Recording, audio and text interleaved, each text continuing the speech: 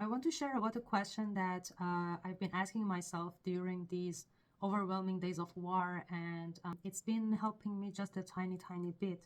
So I want to share in case you also find it helpful. For the past 12 days, with the ongoing war in my home country, Iran, I've been feeling absolutely overwhelmed and powerless with all the devastating news that are coming every day. The start of this war was never in our hands, in the hand of Iranian people.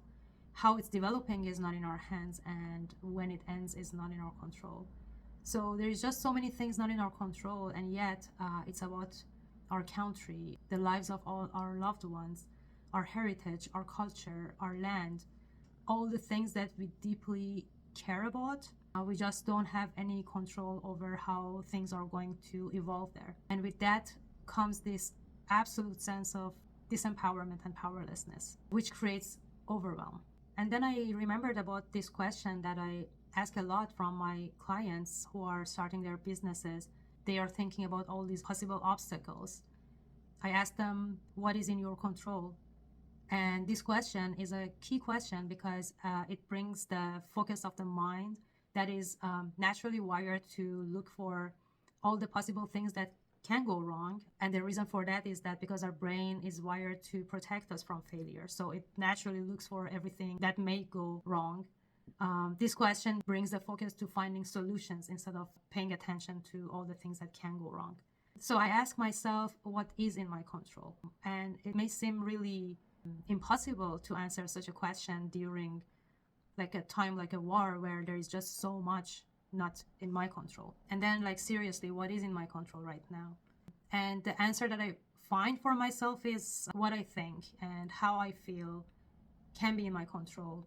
Staying present with myself, with my emotions is in my control. Staying present with my experience of going through this time is in my control.